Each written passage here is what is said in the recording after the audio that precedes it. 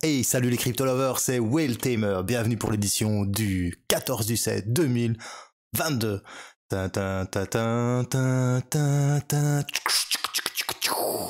Bonne fête nationale à tous mes amis français et viva la révolution, viva la décentralisation et viva el Bitcoin. Allez, c'est parti, générique.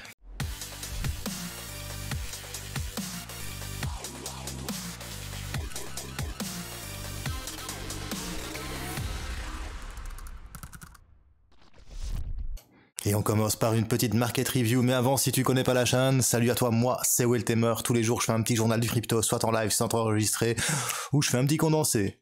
Actualité, où je dis mon avis de manière caustique et personnalisée, bien évidemment, et je fais une analyse technique du Bitcoin. Si ça te plaît, n'hésite pas à t'abonner et à actionner la petite cloche de notification. Et c'est parti pour CoinMarketCap. Et sur CoinMarketCap, qu'est-ce que tu vois? Market cap global, bam, 927 milliards de dollars, bro, il gagne 70 milliards de dollars par rapport à hier. On est en gain de 5,39%. Bitcoin reprend 0,70% à 20 673 dollars. Ethereum, 1193,25 dollars à 1,74, suivi de Tether, USD Coin, BNB qui fait 0,36, Binance, et après on a le petit Ripple de mon petit Jean-Pierre Riffard qui te fait un 1,11%, suivi de Cardano, la petite Edaong de mon cœur en 8ème position, Ladies and Gentlemen, qui est à 0,444, ça ne s'invente pas. On a Solana qui reprend 2,08 et le Dogecoin toujours en 10ème position. Oui, Ladies and Gentlemen, Dogecoin toujours dans le top 10. Je suis là, je ne dis rien, mais c'est pas grave. En tout cas, voilà, c'était un petit market review, vite fait bien fait. Si t'es nouveau sur la chaîne, n'hésite pas aussi à t'abonner à Culture Crypto Twitter, donc c'est @Culture Crypto, et si tu veux suivre mes analyses techniques, mes coups de gueule et tout ce qui va avec, tu vas sur Whale Tamer, @Whale_Tamer, chasseur de baleines. Allez, c'est parti, on commence par les petites news, et les petites news, la première, c'est juste le plus bel hommage qu'on pouvait faire au Bitcoin. Yorick, hein, Mombin, Bitcoin, l'événement politico-monétaire du siècle. Alors, comme l'imprimerie en son temps, Bitcoin est l'événement politico-monétaire le plus important des derniers siècles. On en parlait justement hier dans l'apéro crypto avec Xaltox. Le Bitcoin va tout révolutionner. En son temps, l'imprimerie a pu se diffuser dans toutes les strates de la société et diminuer le pouvoir des élites religieuses. Bitcoin, de son côté, offre la possibilité de séparer la monnaie de l'État. C'est ça, Bitcoin. C'est ça, Bitcoin. Ce qui est une rupture historique majeure en permettant le stockage et le transfert de valeur sans tiers de confiance. Bitcoin a le potentiel de limiter le pouvoir des élites financières et politiques. Politique.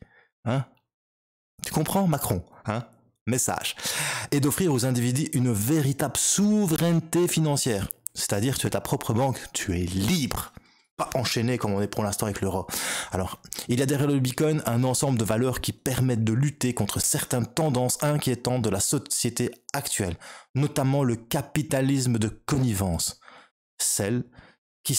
alliance entre grandes entreprises et États. On en parlait hier encore. Ce capitalisme s'exerce au détriment de la société. Nous, le peuple, et n'oublie pas dans la Constitution il est marqué le pouvoir au peuple.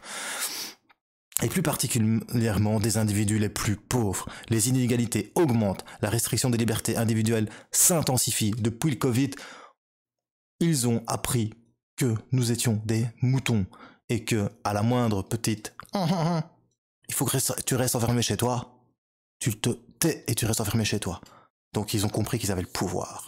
Voilà. Donc les libertés individuelles et la surveillance par les États menacent nos vies privées. À ton avis, pourquoi ils veulent savoir la loi avec les transferts de fonds européens au-delà d'1 euro de crypto à crypto? Tu dois tout déclarer parce qu'ils veulent tout savoir de nous pour nous contrôler.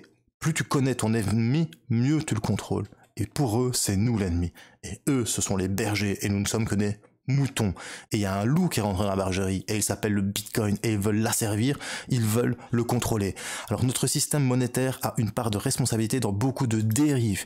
Il a financiarisé le capitalisme et donné un pouvoir démesuré aux acteurs financiers. Non, peut-être. Il contribue à mettre sous surveillance les individus. Les politiques monétaires hyper expansionnistes des banques centrales accentuent les inégalités. D'un côté, l'augmentation des prix qui en résulte pèse sur le pouvoir d'achat, c'est ce qui est en train de se passer pour le moment. On est en train de chier à cause de leur politique monétaire à imprimer de l'euro en veux-tu en voilà pour soutenir une économie qui n'est que profitable aux élites et aux gros ports financiers qui se font un max de pognon et aux politiciens qui ramassent un max de pot de vin, tu vois. Alors, d'un côté, l'augmentation des prix qui résout ouais. De l'autre, la hausse de la valeur des actifs profite aux plus favorisés, surtout ceux qui ont accès à un crédit à faible coût. Bien évidemment, ce n'est que pour les riches, on devient une société de plus en plus dichotomique, les pauvres d'un côté et les ultra riches de l'autre. Le middle est en train de disparaître. Bitcoin offre une opportunité historique pour réformer en profondeur ce système. C'est un objet monétaire libre que personne n'est obligé d'utiliser. Il préserve mieux la vie privée, sans pour autant empêcher de tracer les criminels. Sa masse monétaire n'est pas manipulable puisqu'elle est limitée à 21 millions d'unités. Il n'y en aura jamais plus de produits, mais chaque unité est très divisible. Cela a l'avantage d'éviter une inflation des prix et de mieux préserver l'épargne des plus démunis, malgré la volatilité qui reste forte à court terme dans cette phase de transition. J'ai l'impression qu'il a synthétisé tout ce que je pense des crypto-monnaies. Ce texte, faudrait le couler dans le béton, parce que franchement, mec, top. Mais le plus fou, c'est qui l'a écrit. Hein. Donc, proposer une monnaie libre, c'est perturber des intérêts solidement établis. Si certains États ont déjà accepté Bitcoin, comme le Salvador ou la République centrafrique, la plupart restent encore sceptiques. Du côté des acteurs financiers, plutôt que de s'adapter à cette réalité nouvelle, on préfère la nier ou la combattre. C'est ce qui est en train de se passer pour l'instant. Hein. Le Bitcoin, c'est pour acheter des armes. Le Bitcoin, ça ne sert à rien, ça ne vaut rien, n'est-ce pas, monsieur Warren Buffett? C'est la raison pour laquelle beaucoup d'acteurs que Bitcoin dérange déversent sur lui autant d'attaques infondées. Par exemple, en instrumentalisant la question écologique. 95% du Bitcoin miné est fait en Islande, qui est l'électricité produite par la géothermie. Donc c'est de l'électricité verte. Capiche? Toutes les grandes révolutions se sont faites contre les élites et les sachants. Si comme il semble que ce soit le cas, le système Bitcoin devient techniquement invulnérable. Les États hostiles pourront freiner son développement, mais pas le stopper. Révolution, décentralisation, Bitcoin, tout simplement. Alors, le mec qui t'a écrit ça, c'est un conseiller référendaire à la Cour des comptes. Et ça, franchement, ça fait super plaisir au cœur, à l'espoir et à l'esprit de Will Temer. Personnellement, je vous le rabâche depuis 5 ans. La crypto-monnaie Bitcoin, elle n'est pas faite pour rendre les gens riches. Elle est faite pour nous libérer. Et cette création, ça ne fait que 10 ans qu'elle est là. Que 10 ans. Et en 10 ans, ça a déjà changé beaucoup de choses dans le système mondial financier. Ne te tracasse pas. Tu ne le sais pas, mais ça a déjà changé énormément de choses. Déjà, ils se sont remis en question et ils ont peur. Et quand on a peur, on fait des erreurs. Et quand on fait des erreurs, il y a un moment où on lâche. Et il y a bien un jour, peut-être pas nous, mais peut-être nos enfants vont connaître un monde où où ce sera des échanges, du troc à l'ancienne, mais de Bitcoin, contre de la valeur. C'est plausible. Je dis pas que ça va arriver, mais c'est plausible. Et rien que l'idée, ça agite tous les neurones dans mon cerveau. Et ça fait 5 ans que je l'ai compris. Et quand je lis ce texte, ça me fait super plaisir. Donc, bravo à toi, bro. Merci, Yorick de Mombins, super texte. Rien à dire. Ça se passe dans Tendance, l'ADN, numéro 31. Big up. Voilà. Désolé de vous l'avoir lu tout complet, mais pour moi, franchement, ça résume tout ce que je pense depuis 5 ans. Voilà. Pour moi, le Bitcoin, c'est ça. Rien d'autre. Le tout est dedans. C'est Bitcoin égale révolution qui est égale à décentralisation. Point barre. C'est l'anarchie même. On se passe de système centralisé. Et rien que ça, ce serait le pied.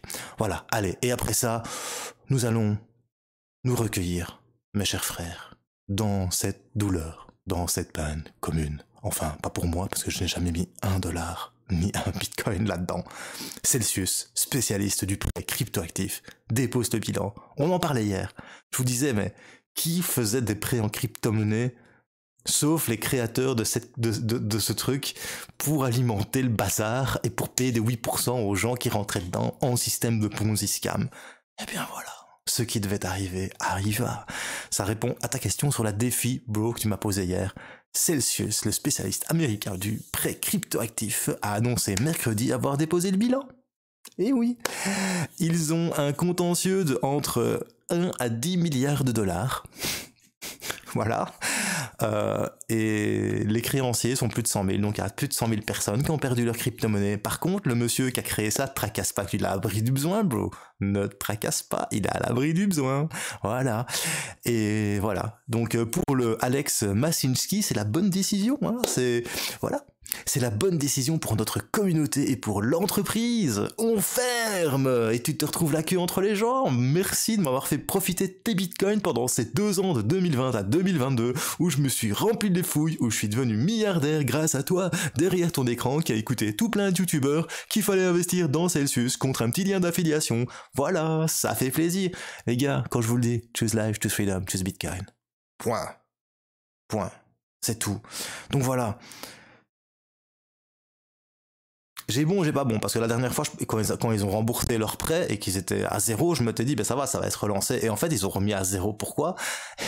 Pour pas avoir de dette trop haute, tu vois, pour pas faire écrouler le bitcoin, parce que le mec qui a créé ça, il est parti avec tous ses bitcoins, et il s'est dit, merde, si j'arrive à mon prix de liquidation à 14 000 $, ben mes bitcoins, ça va chuter et j'aurai beaucoup moins de pognon. En conclusion, on va rembourser les 160 millions de dollars qui restaient, les 427 millions de dollars qui restaient, comme ça on n'a plus de prix de liquidation, on fait pas mal au marché qui va s'écrouler, et moi je m'en sors avec mes petits bitcoins, tranquillou, pendant qu'il y a 100 000 personnes qui se trouvent la queue entre les jambes, même si elle est entre les jambes, tu vois, là elle a fait le tour complet, elle t'est rentrée dans l'anus. Ah ah, et oui.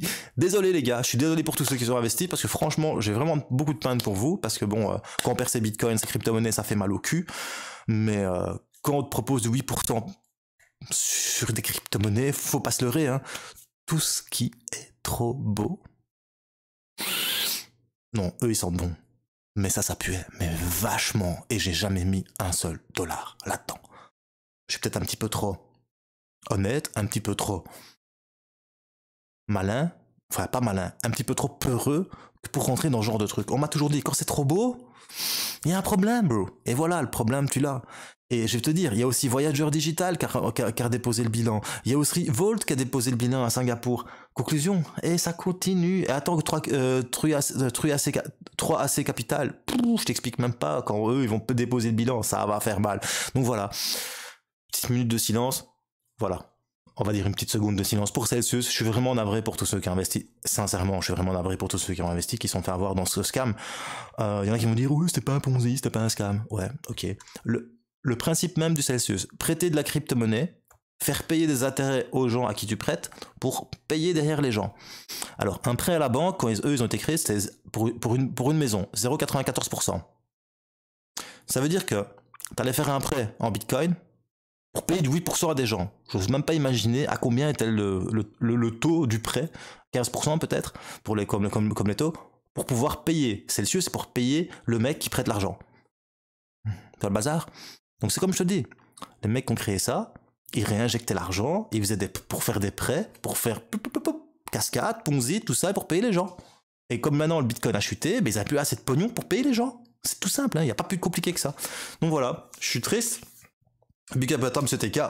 Je suis triste pour toi aussi parce que je pense que tu avais mis dedans. Maintenant, je pense que tu as enlevé ton argent. Et j'espère qu'il n'y a pas trop de gens de ta communauté qui sont rentrés dedans et qui sont fait avoir. C'est dommage parce que je sais bien que tu partais d'un bon point. Mais bon, voilà. Comme ça fait une petite leçon à tout le monde. Quand c'est trop beau, c'est que ça pue. Tout simplement. Voilà. C'est tout pour les petites news. Et maintenant, on va passer sur l'analyse technique du Bitcoin. Alors, est-ce que Will Temer, il avait raison? Eh ben, regarde-moi ça, si c'est pas beau. Si c'est pas beau, bonne mère. Will Temer est encore fait une petite analyse technique sur le Daily Picobello. J'ai de la chance, les gars, n'oubliez pas, j'ai de la chance. Je ne suis pas trader professionnel, je suis simplement un directeur de supermarché. D'accord? Donc, je vous avais dit que le Bitcoin, voilà, il était dans un biseau haussier pour le moment, hein, donc ça pue du cul, un biseau haussier, n'oubliez pas, mais qu'on pouvait faire 1, 2, 3, et puis redescendre, et casser, et venir chercher quelque part les 13 000 $. Pour l'instant, c'est ce qui est en train de se passer. Perso, je suis rentré là. Et je vous l'ai dit, je suis rentré là, donc pour l'instant, je suis en gain. Je suis pas en gain de combien, mais je suis en gain. Donc je suis rentré ici, en x10, donc je suis à 40% de gain sur mon trade, c'est plutôt sympa. Et j'attends quand même ici, voilà, j'attends un petit 84% de gain et puis je vends, parce que ce que j'attends, moi, c'est que je vais vendre sur cette résistance, tu vois, parce que je me dis qu'on va peut-être pas casser la résistance et venir là, c'est risqué. Je préfère vendre Si je vois qu'on casse la résistance et qu'on casse ici, qu'on vient chercher la moyenne mobile 50 périodes, badaboum, je repars en longue. Par contre, si je vois qu'ici on mèche comme là, et comme là, je prends un petit short, tranquillou, je descends, je viens jusqu'ici, aux 20 800 $, donc j'attends tranquillou que ça descend, puis je revends mon petit short, je suis tranquille, je suis à la plage, en short, au soleil, j'attends ce qui se passe. Si on break par le bas, il y a intérêt que les 19 216 $, ils tiennent, parce que sinon, ben, c'est direction 17 674 $, et si ça tient pas, bro, si ça tient pas, je te raconte pas. On va aller visiter les 13 866 $, la TH de 2017. Et là, mon gars, ça va être du beau. Je te raconte pas. Ok? Donc voilà, ça c'est sur du daily. Donc sur le daily, pour l'instant, on a bien rebondi. Sur les 19 216 $, on est en train de se diriger vers la résistance des... je vais cliquer dessus pour que tu saches. Les 21 505 $, les 21 721 $. Une fois que je serai sur la résistance des 21 500 $, perso, je vends mon trade. Ici, il y a déjà 50% qui sont partis parce que je suis à la moitié. Donc, je mets toujours des petits TP de 50%, hop, vendu. Et les autres 50%, je les laisse aller jusqu'à la résistance. Maintenant, si les autres 50% chutent, arrivent ici, je m'en bats les steaks. J'ai quand même gagné. Donc voilà. Et une fois qu'on casse la résistance est 21 500, 21 720 $. Il y a une potentialité de chance qu'on vienne chercher les 22 738 $. Si on vient pas les chercher, eh bien, et qu'on résiste ici, on viendrait confirmer cette résistance. Tu vois, hop, on va enlever le trade, juste 2 petites secondes. Donc, on viendrait confirmer cette résistance ici, là. Hop, on refait une petite box. On viendrait reconfirmer une petite résistance ici dans cette box, tu vois. Et du coup, ben, on ferait un triangle haussier. Et on ne ferait plus un biseau. Donc si on fait un triangle haussier, on s'arrête ici, mais la sortie d'un triangle haussier, généralement, ça fait ça, tu vois, hop. Et puis après, ça repart à la hausse, ça casse, et puis on vient chercher ici, peut-être, le dernier résultat, enfin, les 29 000 $. Mais j'y crois pas. Personnellement, je n'y crois pas. Voilà. Moi, en tout cas, je vends ici parce qu'on ne sait jamais qu'on fait un triangle haussier, parce que c'est quand même une belle résistance. Tu vois qu'une fois, 2 fois, 3 fois, 4 fois, 5 fois, 6 fois, on n'a pas réussi à la breaker.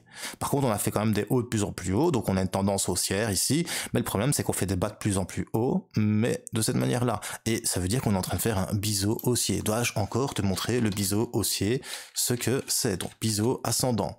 Parce que j'ai dis biseau haussier, mais c'est un biseau ascendant. Et là, j'ai mis pisse comme un beauf. Donc, biseau ascendant. Je l'ai déjà montré 15 000 fois. Je vous le remontre. Biseau ascendant. Pourquoi il me fait ça? Désolé. Biseau ascendant. Voilà, un biseau ascendant. Ça monte, ça sort, ça pull back et t'as l'objectif. D'accord? Donc, attention à ce qui pourrait se passer sur le Bitcoin. Sur le Bitcoin, on pourrait monter, descendre, chuter, peut-être ici remonter, ou alors casser et descendre, tout simplement. Donc, plusieurs possibilités. Première possibilité, comme je t'ai dit, on continue de monter, on vient chercher la résistance. Deuxième possibilité, on continue de monter, on casse la résistance, on vient chercher le biseau.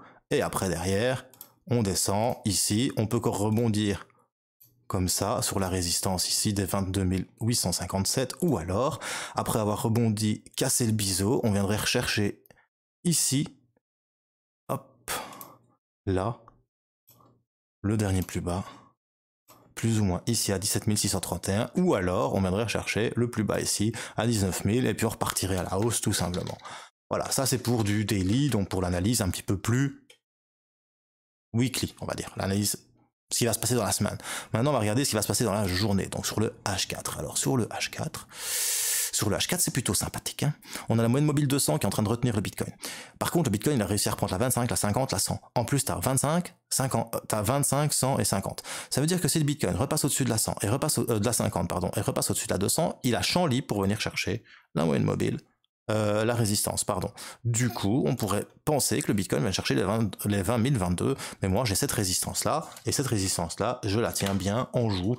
Donc sur du H4, c'est pareil, t'as le RSI qui monte, t'as le MACD qui a fait un Golden Cross, qui est en train de remonter, bonheur, on n'est même pas encore dans le négatif, dans le positif, regarde, on est toujours dans le négatif, donc ça serait vraiment cool qu'on vienne, tu vois, comme ici, surfer dans le positif, surfer ici jusqu'ici, venir chercher les 22 857 $ et repartir à la baisse, tranquillou, Emile, sans souci. Voilà, c'était Will Temer pour le petit journal du crypto. Alors, pour terminer, j'avais envie de vous proposer quelque chose, les gars. J'aimerais bien un concours. S'il y a des graphistes qui ont envie de me faire un Choose Life, Choose Freedom, Choose Bitcoin, ou alors me faire un révolution, art, décentralisation, Bitcoin, un graphisme qu'on mettrait sur un t-shirt. Et le gagnant recevrait à chaque vente de t-shirt 10% du gain, tout simplement. Voilà. Autant être... voilà, c'est comme ça que je te payerais, bro. Hein, voilà. C'est un concours, tu aurais ton truc sur le t-shirt, et moi, à chaque fois qu'on vendrait ton logo, en tout cas, que tu as créé, eh bien, je te verserais 10%, tout simplement. Tu te dis, ouais, 10%, c'est pas grand-chose. Ouais, c'est vrai, c'est pas grand-chose, mais c'est mieux que rien. Tout simplement. Voilà. C'était Will Temer pour le petit journal du crypto. Si t'as bien aimé, tu mets un petit pouce bleu. Si t'as pas aimé, tu mets un petit pouce rouge. T'insistes pas, mais mets-le quand même. Et surtout, bro, n'oublie pas. Mets des commentaires, partage un max, pose tes questions, je réponds à tout le monde. Et surtout, choose life, choose freedom.